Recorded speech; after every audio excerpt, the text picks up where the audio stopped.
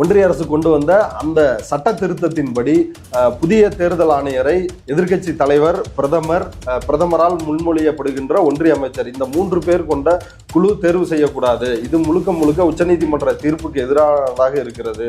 மோடி அரசு தனக்கு ஃபேவரான ஒருத்தரை தான் கொண்டு வரும் அப்படின்னு சொல்லி எதிர்ப்பு தெரிவித்து காங்கிரஸ் உள்ளிட்ட எதிர்க்கட்சிகள் உச்சநீதிமன்றத்தில் வழக்கு தொடுத்து இருந்தாங்க. அந்த வழக்கு நாளைக்கு விசாரணைக்கு வருது. இதுல ஒரு முக்கியமான விஷயம் என்னன்னா, இப்படி தேர்தல் ஆணையர்களை நியமனம் செய்வதற்கான மோடி அரசினுடைய அந்த உயர்நிலை கூட்டம் அதுவும் நாளைக்கு தான் நடக்கிறதா இருந்துச்சு. மோடி ஒரு நாளைக்கு முன்னாடி முந்திட்டாரு. நாளைக்கு நீதிபதி சஞ்சீவ் கண்ணா அவர் தலைமையிலான அமர்வு முன்னாடி இது விசாரணைக்கு வருது. அந்த விசாரணை வருவதற்கு முன்னாடியே 2 தேர்தல் ஆணையர்களை மோடி அரசு நியமனம் செய்திருக்கிறது. ஸோ நாளைக்கு தீர்ப்பு எப்படி வரப்போகுது அப்படின்றது ஒரு சந்தேகத்திற்குரிய விஷயம்தான். ஏன்னா நாடாளுமன்ற பெரும்பான்மையை மோடி அரசு பயன்படுத்தி இருக்கிறது. அதுல உச்சநீதிமன்றம் தலையிட முடியுமா அப்படின்றது தெரியல. ஒருவேளை தலையிட்டாலும் நாளை மறுநாளே மீண்டும் ஒரு சட்ட திருத்தத்தை மோடி அரசு கொண்டு வருவதற்கு எல்லா சாத்தியக்கூறுகளும் இருக்கு.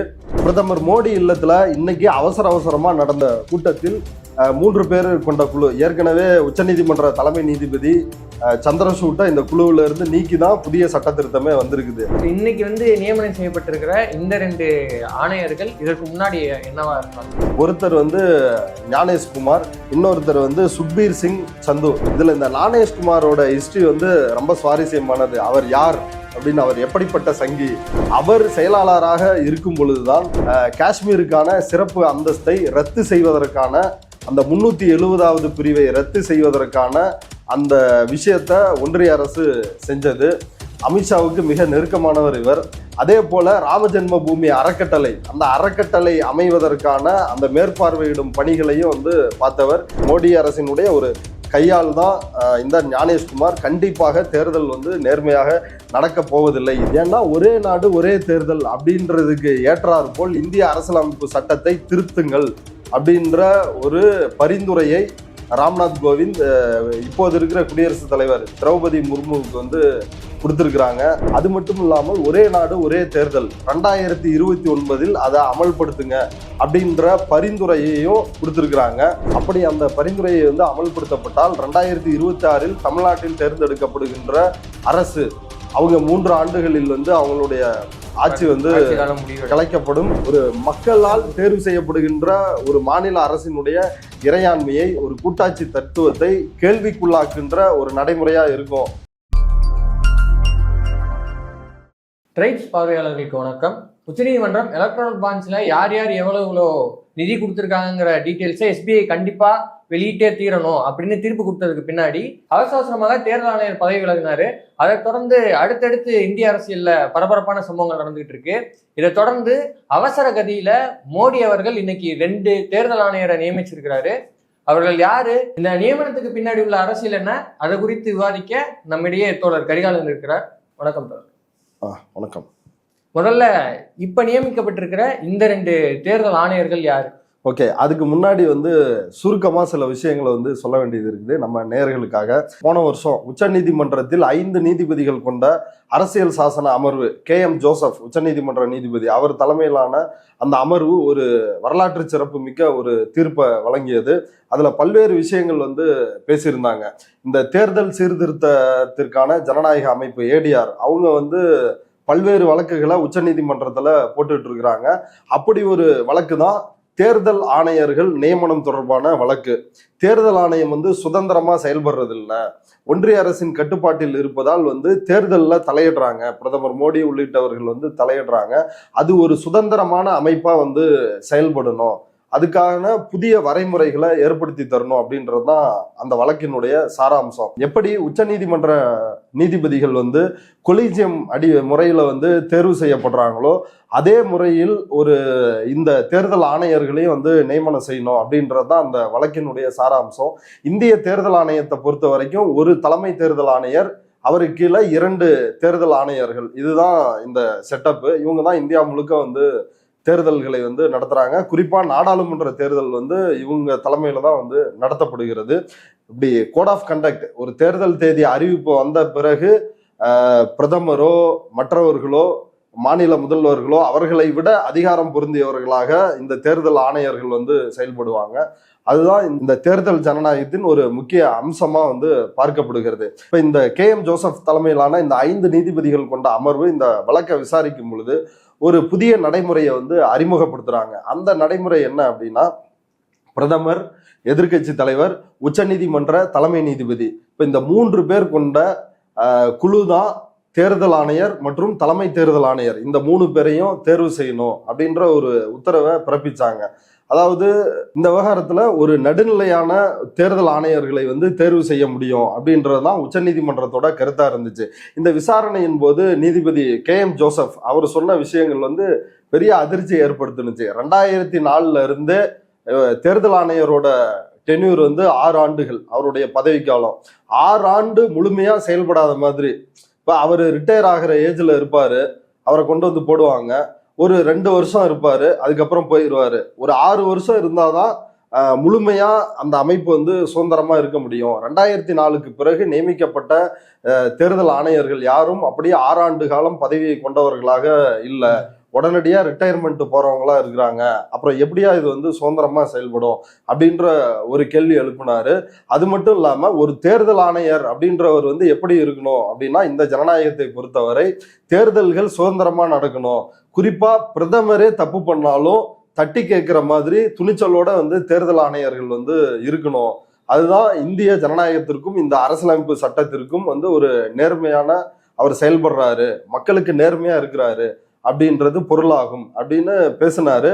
அது மட்டும் இல்லாமல் இப்ப மார்ச் இந்த மாசம் 9ஆம் தேதி வந்து ராஜினாமா பண்ணாரு இல்லைங்களா அருண் கோயல்.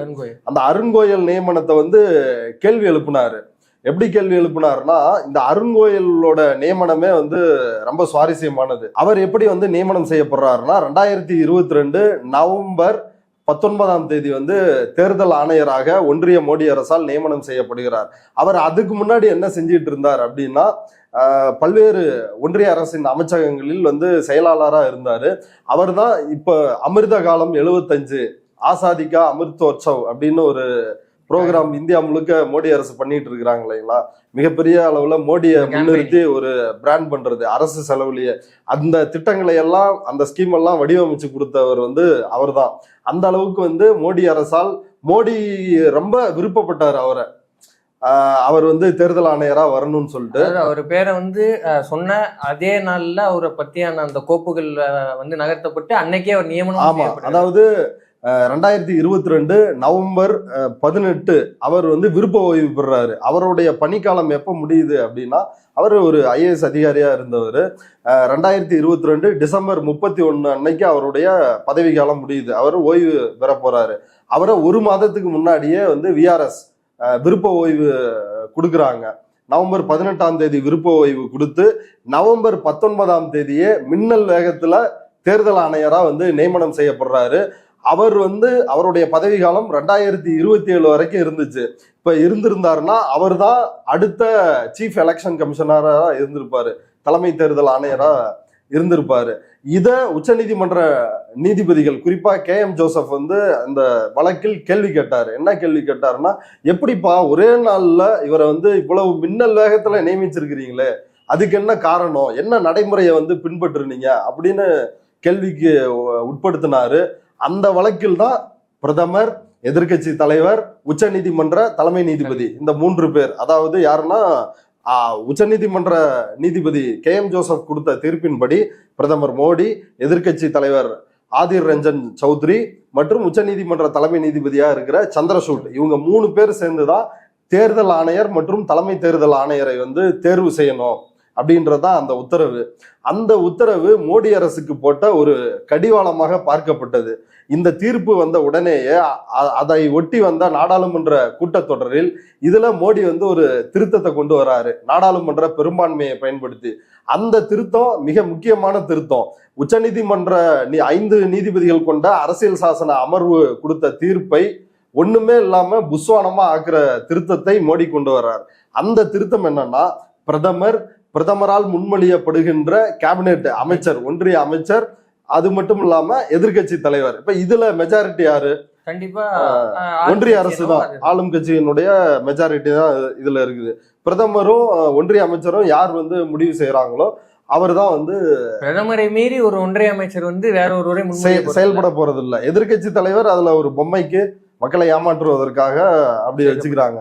இப்படி ஒரு திருத்தத்தை கொண்டு வந்திருக்கிறாங்க. போன மாசம், அதாவது பிப்ரவரி 14ஆம் தேதி தலைமை தேர்தல் ஆணையர், அவர் கீழே இருக்கிற 2 தேர்தல் ஆணையர்கள்னு சொல்லி இருந்தோம் இல்லைங்களா, அதுல ஒருத்தரான அனுப் சந்திர பாண்டே அவருடைய பதவி காலம் வந்து முடிஞ்சு ஓய்வு பெற்றாரு.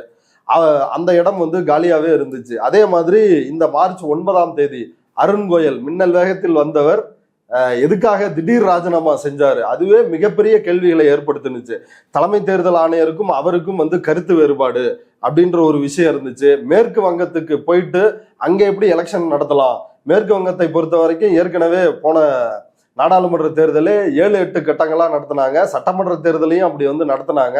இப்படி நடத்துவதன் மூலமாக ஆளும் கட்சியான பாஜகவுக்கு ஃபேவர் பண்ணுது தேர்தல் ஆணையம் அப்படின்றதுதான் குற்றச்சாட்டு. இந்த முறை வந்து கூட்டணி பேச்சுவார்த்தை தொடங்கப்பட்ட பொழுதே மம்தா அவர்களின் மாற்று கருத்து ஆரம்பிக்கும் போதே அவங்க வந்து என்ன சொன்னாங்கன்னா, இந்த முறை வந்து 8 கட்டத்துல இருந்து 12 கட்டம் வரைக்கும் தேர்தல் நடத்தலாம் அப்படின்ற மாதிரி பேச்செல்லாம். ஆமா.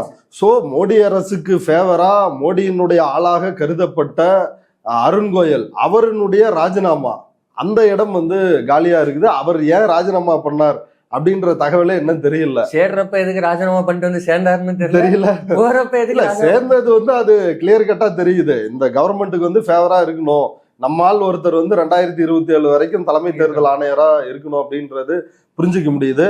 ஏன் ராஜினாமாவுக்கான காரணம் தெரியல அப்படின்னா, அதுக்கு ஏற்கனவே கடந்த கால உதாரணம் இருக்குது. 2019 தேர்தல்ல அதுல ரொம்ப சுவாரஸ்யமான விஷயங்கள் வந்து நடந்துச்சு. என்ன நடந்துச்சுன்னா, நமோ டிவி அப்படின்னு மோடி ஒரு டிவி, மோடி பேர்ல ஒரு டிவி, அதை பண்ணி மோடியை வந்து கேம்பெயின் பண்றாங்க. அதே போல கேம்பெயின்ல மோடி என்ன செய்யறாருன்னா, மதத்தை முன்வைத்து பிரச்சாரம் செய்யறாரு. யோகி அதே மாதிரி மதத்தை முன்வைத்து பிரச்சாரம் செஞ்சாரு. இந்த தேர்தல் வந்து 20க்கும் 80க்குமான தேர்தல் அப்படின்னு நேரடியா முஸ்லிம் வெர்சஸ் ஹிந்துஸ் அப்படின்னு பிரச்சாரம் பண்ணாங்க. புல்வாமா முன்னிறுத்தி புல்டோசர் மாடல், புல்டோசர் பாபான்றலாம் சொன்னாங்க. ஆமா, புல்வாமா மரணம், அப்புறம் வந்து பாலக்கோட் தாக்குதல், அந்த 4 பைன் மரங்களும் ஒரு காக்காயும் வந்து இவங்க கொன்ன அந்த தாக்குதல், இந்த பிரதாபங்களை எல்லாம் தேர்தலில் வந்து இவங்க பேசுறாங்க. இதற்கு அன்றைக்கு 3 தேர்தல் ஆணையர்களில் ஒரு தேர்தல் ஆணையரா இருந்த அசோக் லவசா அப்படின்ற தேர்தல் ஆணையர் இதெல்லாம் எதிர்ப்பு தெரிவிக்கிறாரு. இதெல்லாம் கோட் ஆஃப் கான்டாக்டுக்கு வந்து எதிரானது, தேர்தல் நடத்தை விதிமுறைகளுக்கு வந்து இது எதிரானது அப்படின்னு வந்து எதிர்ப்பு தெரிவிக்கிறார். அப்படி எதிர்ப்பு தெரிவித்த காரணத்துக்காக அவர் பதவியில் இருக்கும் பொழுதே அவர் வீட்டுக்கு தாறுமாறா ரைடு விட்டு மோடி மிரட்டுறாரு. அவரும் ராஜினாமா பண்ணிட்டு ஓடிடுறாரு. இது கடந்த கால வரலாறு. சோ அருண் கோயல் ஏன் காரணம் சொல்லாம இருக்கிறார் அப்படின்னா, அவர் வீட்டுக்கு இடி வரலாம், ஐடி ரைடு வரலாம், இந்த பிரச்சனை எல்லாம் எதுக்கு அப்படின்றதுனால அவர் வாய்மூடி இருக்கிறார் அப்படின்றத புரிஞ்சுக்க முடியுது. ஸோ மீண்டும் தொடங்க இடத்துக்கே வரலாம். என்னன்னா, இந்த புதிய தேர்தல் ஆணையர்கள் நியமன சட்டம் ஒன்றிய அரசு கொண்டு வந்த அந்த சட்ட திருத்தத்தின்படி புதிய தேர்தல் ஆணையர்களை நியமிக்க கூடாது. இந்த காலியா இருக்கிற இந்த 2 பணியிடங்களுக்கு புதிய தேர்தல் ஆணையரை இந்த எதிர்க்கட்சி தலைவர், பிரதமரால் முன்மொழியப்படுகின்ற ஒன்றிய அமைச்சர், இந்த 3 பேர் கொண்ட குழு தேர்வு செய்யக்கூடாது. இது முழுக்க முழுக்க உச்சநீதிமன்ற தீர்ப்புக்கு எதிரானதாக இருக்கிறது. மோடி அரசு தனக்கு ஃபேவரான ஒருத்தரை தான் கொண்டு வரும் அப்படின்னு சொல்லி எதிர்ப்பு தெரிவிச்சு காங்கிரஸ் உள்ளிட்ட எதிர்கட்சிகள் வந்து உச்சநீதிமன்றத்தில் வழக்கு தொடுத்து இருந்தாங்க சமீபத்துல. அந்த வழக்கு நாளைக்கு வந்து விசாரணைக்கு வருது. இதுல ஒரு முக்கியமான விஷயம் என்னன்னா, இப்படி தேர்தல் ஆணையர்களை நியமனம் செய்வதற்கான மோடி அரசினுடைய அந்த உயர்நிலை கூட்டம் அதுவும் நாளைக்கு தான் நடக்கிறதா இருந்துச்சு. ஸோ மோடி வந்து ஒரு நாளைக்கு முன்னாடி முந்திட்டாரு. நாளைக்கு வந்து நீதிபதி சஞ்சீவ் கண்ணா அவர் தலைமையிலான அமர்வு முன்னாடி இது விசாரணைக்கு வருது. ஸோ அந்த விசாரணை வருவதற்கு முன்னாடியே 2 தேர்தல் ஆணையர்களை வந்து மோடி அரசு நியமனம் செய்திருக்கிறது. ஒருவேளை நாளைக்கு வர இருக்கிற தீர்ப்பு வந்து முன்னாடியே ஏதாவது அவருக்கு மாறுதலாக தீர்ப்பு வரலாம்னு கணிச்சு இன்னைக்கே தேர்ந்தெடுத்தாரா? இன்னைக்கு தேர்ந்தெடுக்கப்பட்ட இந்த 2 பேர் யாரு? இல்ல, அது குறித்து சரியா தெரியல. அந்த 5 நீதிபதிகள் கொண்ட அமர்வு ஏற்கனவே கொடுத்த உத்தரவு என்னன்னா, நாடாளுமன்றத்தில் சட்டம் இயற்றப்படாத வரை இந்த 3 பேர் கொண்ட குழு, அதாவது பிரதமர், எதிர்க்கட்சி தலைவர், உச்சநீதிமன்ற தலைமை நீதிபதி, இவங்க இருக்கிற குழு தான் முடிவு பண்ணும். ஒருவேளை பாராளுமன்றத்தில் சட்டம் இயற்றினால் இந்த நடைமுறை வந்து மாற்றப்படலாம் அப்படின்றத ஏற்கனவே சொல்லியிருந்தாரு. ஸோ வந்து நாளைக்கு தீர்ப்பு எப்படி வரப்போகுது அப்படின்றது வந்து ஒரு சந்தேகத்திற்குரிய விஷயம்தான். ஏன்னா நாடாளுமன்ற பெரும்பான்மையை மோடி அரசு பயன்படுத்தி இருக்கிறது. அதுல உச்சநீதிமன்றம் தலையிட முடியுமா அப்படின்றது தெரியல. ஒருவேளை தலையிட்டாலும் நாளை மறுநாளே வந்து மீண்டும் ஒரு சட்ட திருத்தத்தை மோடி அரசு வந்து கொண்டு வருவதற்கு எல்லா சாத்தியக்கூறுகளும் இருக்கு. இப்படி ஒரு நாள் முந்திட்டாரு மோடி. இன்னைக்கு வந்து நியமனம் செய்யப்பட்டிருக்கிற இந்த 2 ஆணையர்கள் இதற்கு முன்னாடி என்னவா இருந்தாங்க? ஓகே, இன்னைக்கு 2 தலைமை தேர்தல் ஆணையர் ராஜீவ்குமார் ஏற்கனவே இருக்கிறாரு. 2 பேரை நியமனம் செஞ்சிருக்கிறாங்க. ஒருத்தர் வந்து ஞானேஷ்குமார், இன்னொருத்தர் வந்து சுக்பீர் சிங் சந்து. இந்த ஞானேஷ்குமார் வந்து 1988 பேட்ச், கேரளாவை சேர்ந்தவர். சுக்பீர் சிங் சந்து வந்து பஞ்சாபை சார்ந்தவர். அவர் வந்து 1998 பேட்சை சேர்ந்தவர். இதுல இந்த ஞானேஷ்குமாரோட ஹிஸ்டரி வந்து ரொம்ப சுவாரஸ்யமானது. அவர் யார் அப்படின்னு, அவர் எப்படிப்பட்ட சங்கி? அவர் ஒரு அக்மார்க் சங்கி. அவர் வந்து ஒன்றிய அரசின் பல்வேறு அமைச்சகங்களில் வந்து செயலாளராக பணியாற்றி இருக்கிறாரு. குறிப்பாக ஒன்றிய உள்துறை அமைச்சகத்தில் முக்கிய பொறுப்பு வகிச்சிருக்கிறாரு. கூடுதல் செயலராக இருந்திருக்கிறாரு. அவர் செயலாளராக இருக்கும் பொழுதுதான் காஷ்மீருக்கான சிறப்பு அந்தஸ்தை ரத்து செய்வதற்கான, அந்த 370வது பிரிவை ரத்து செய்வதற்கான அந்த விஷயத்த ஒன்றிய அரசு செஞ்சது. அமித்ஷாவுக்கு மிக நெருக்கமானவர் இவர். அதே போல ராமஜென்ம பூமி அறக்கட்டளை, அந்த அறக்கட்டளை அமைவதற்கான அந்த மேற்பார்வையிடும் பணிகளையும் வந்து பார்த்தவர் இந்த ஞானேஷ்குமார். அப்ப இவர் வந்து முழுக்க முழுக்க ஒரு அக்மார்க் சங்கி அப்படின்றது தெளிவா தெரியுது. மோடி அரசினுடைய ஒரு கையால் தான் இந்த ஞானேஷ்குமார். கண்டிப்பாக தேர்தல் வந்து நேர்மையாக நடக்க போவதில்லை இதே தேர்தல் ஆணையர்கள் இருந்தால் அப்படின்றத நம்ம இன்னைக்கே நம்ம நேயர்கள்ட்ட சொல்றோம். கூடுதலாக வந்து அந்த ஞானேஷ்குமார் என்கிறவர் வந்து அமித்ஷா அவர்களால் கடந்த ஒரு 2-3 ஆண்டுகளுக்கு முன்னாடி உருவாக்கப்பட்ட அந்த கோஆபரேஷன் மினிஸ்ட்ரியிலையும் செக்ரட்டரியாக இருந்திருக்கிறார். கூட்டுறவுத்துறை அமைச்சகத்தில் இருந்திருக்கிறாரு. அப்ப வந்து அவர் அமித்ஷாக்கு எந்த அளவுக்கு நெருக்கமானவர் அப்படிங்கிறது இது மூலமா தெரிஞ்சுக்க முடியுது. ஏற்கனவே இந்த சட்ட திருத்தத்தினால வந்து ஒருதலை பட்சமாக, அதாவது ஆளுகின்ற ஒன்றிய அரசுக்கு ஒருதலை பட்சமான ஆணையர்கள் தான் தேர்ந்தெடுத்துக்க முடியும். இதுல கூடுதலா நியமிக்கப்பட்டவங்களும் அமித்ஷா அவர்களுக்கு நெருக்கமானவர்களா இருக்கும்போது கோட் ஆஃப் கான்டக்ட் இருக்கிறப்போ ஏற்கனவே அவங்க என்னென்ன பண்ணாங்கிறதெல்லாம் நீங்க சொன்னீங்க. அப்ப இந்த தேர்தலில் என்ன வேண்டுமானாலும் அவர்கள் செய்யலாம், அவர்களுக்கான முழு சுதந்திரம் வந்து கொடுக்கப்பட்டிருக்குன்னு தான் பார்க்கணும். ஆமா, இந்த சுக்பீர் சிங் சாந்து அவர் வந்து தேசிய நெடுஞ்சாலை ஆணையத்தின் தலைவராக இருந்திருக்கிறாரு. அது மட்டும் இல்லாம உயர்கல்வி துறையினுடைய கூடுதல் செயலாளராக பணியாற்றியவர். இவரும் வந்து மோடி அரசுக்கு ஆதரவானவராக தான் வந்து பார்க்கப்படுறாரு. இப்ப முழுக்க முழுக்க இந்த 3 பேர், தலைமை தேர்தல் ஆணையர் ராஜீவ்குமார், இந்த ஞானேஷ்குமார், அது மட்டும் இல்லாமல் சுக்பீர் சிங் சந்து, 3 பேரும் மோடி அரசினுடைய ஒரு கைப்பாவைகளாக செயல்படுவார்கள் அப்படின்ற ஒரு சந்தேகம் இப்பயே எழ ஆரம்பிச்சிருச்சு நமக்கு. ஓகே, இப்ப இந்த 2 தேர்தல் ஆணையர்களை வந்து நியமிச்சது ஒரு அவசர கதியில நடந்தது. மோடி வந்து அவசரமாக இவர்களை தேர்வு செஞ்சாருன்னு சொன்னீங்க. இந்த தேர்வுங்கிறது வந்து எப்படி நடந்தது, அதை பற்றி சொல்லுங்க. ஓகே, அதான் நாளைக்கு வந்து இந்த புதிய தேர்தல் விதிகள் தொடர்பாக அதை தடை கோரி வழக்கு விசாரணைக்கு வர்றதா இருந்துச்சு. ஸோ நாளைக்கு தான் இந்த கூட்டமும் நடந்ததா இருந்துச்சு. இந்த 2 தேர்தல் ஆணையர்கள் போஸ்டிங்க்கு ஆளா போடுறது, அதை ஒரு நாளைக்கு முன்னாடியே மோடி செஞ்சிருக்கிறாரு. இன்னைக்கு அவசரமா பிரதமர் மோடி இல்லத்துல இன்னைக்கு அவசரமா நடந்த கூட்டத்தில் 3 பேர் கொண்ட குழு, ஏற்கனவே உச்சநீதிமன்ற தலைமை நீதிபதி சந்திரசூட்டை இந்த குழுவில இருந்து நீக்கி தான் புதிய சட்ட திருத்தமே வந்திருக்குது. இந்த சட்ட திருத்தத்திற்கு பிறகு இதுல 3 பேர் இந்த குழுவில் இருக்கிறாங்க. ஒருத்தர் பிரதமர், இன்னொருத்தர் வந்து பிரதமரால் முன்மொழியப்படுகின்ற ஒன்றிய அமைச்சர். அந்த ஒன்றிய அமைச்சர் யாருன்னா ஒன்றிய சட்டத்துறை அமைச்சர் அர்ஜுன் மேக்வால் அவர் இருக்கிறாரு. அப்புறம் எதிர்கட்சி தலைவர் வந்து ஆதிர் ரஞ்சன் சௌத்ரி. இவங்க 3 பேர் தான் இந்த குழுவில் இருக்கிறாங்க. ஸோ இன்னைக்கு பிரதமர் இல்லத்தில் இந்த கூட்டம் வந்து அவசரமாக நடைபெற்றது. அதாவது மதிய நேரத்தில் வந்து நடைபெற்றது. நாளைக்கு நடக்கிறதா இருந்த கூட்டம் இன்னைக்கு நடைபெற்றது.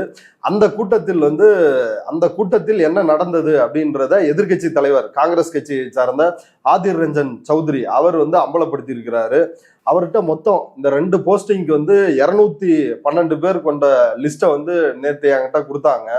இது என்னங்க 212 பேர் இருக்குது, இதுல பர்டிகுலரா இதுல இருந்து ஒரு 6 பேரை ஷார்ட் லிஸ்ட் பண்ணுவாங்க. அந்த 6 பேர்ல இருந்து தான் இந்த 2 தேர்தல் ஆணையர்களை வந்து தேர்வு செய்ய போறாங்க. ஸோ அந்த 6 பேர் கொண்ட ஷார்ட் லிஸ்ட் பண்ண அந்த லிஸ்ட்டை வந்து எனக்கு கொடுங்க அப்படின்னு சொல்லி ஆதிர் ரஞ்சன் சௌத்ரி வந்து கேட்டிருக்கிறாரு.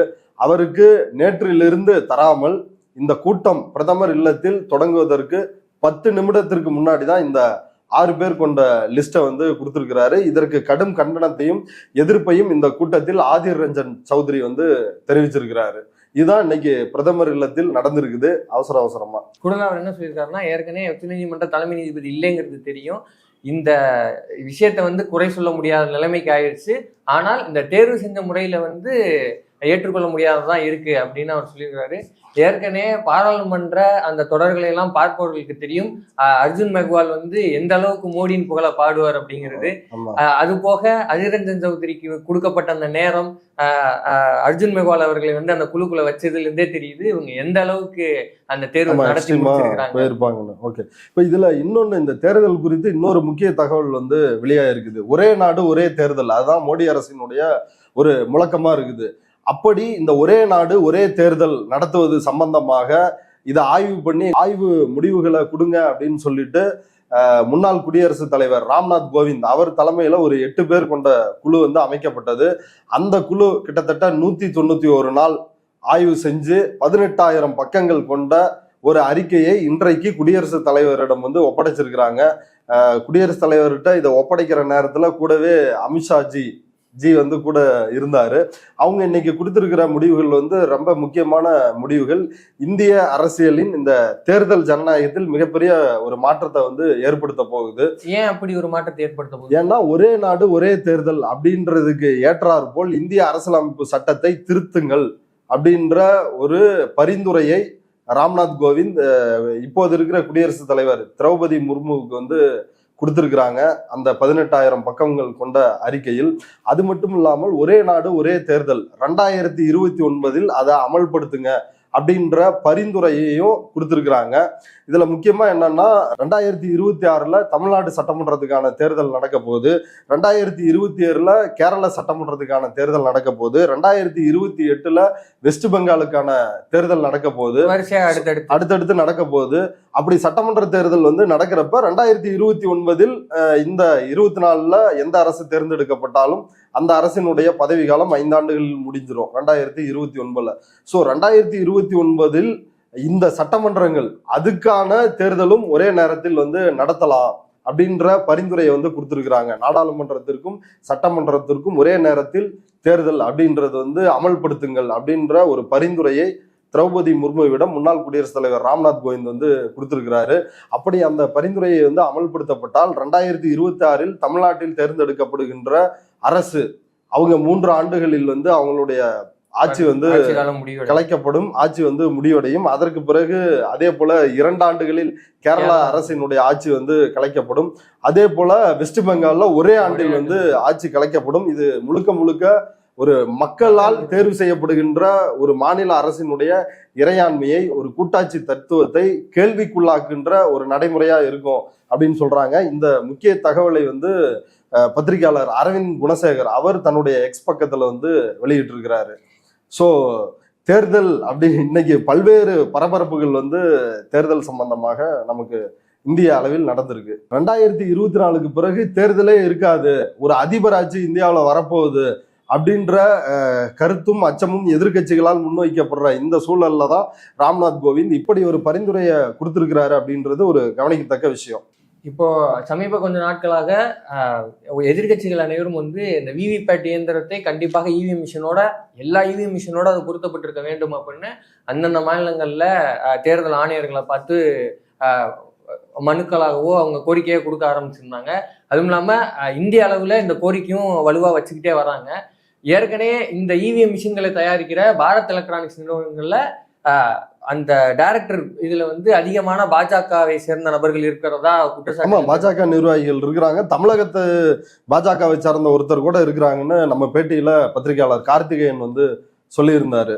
அதுவும் இப்பதான் நம்ம வெளியிட்டிருந்தோம். அதை தொடர்ந்து வந்து இப்படி இவிஎம் மிஷின்ல தொடங்கி தேர்தல் ஆணையர் வரைக்கும் முழுக்க பாஜகவை சேர்ந்தவர்களாக நிரப்பி இருக்கிறது இந்த ஒன்றிய அரசு. நாளைக்கு வந்து நீதிமன்றத்தில் வரவிருக்கிற வழக்கு என்ன மாதிரியான தீர்ப்பை கொடுக்க போகுது, தேர்தல் ஜனநாயகத்தை இந்தியாவுக்கு அது மீட்டு தருமா, இந்த தேர்தல் எவ்வளவு நியாயமாக நடைபெறும், மக்களாட்சி மீளுமா அப்படிங்கிறத தொடர்ந்து விவாதிப்போம். இவ்வளவு நேரம் உங்கள் நேரத்தை செலவு செய்து நேயர்களுக்காக கருத்துக்களை பகிர்ந்ததுக்கு நன்றி. ஓகே.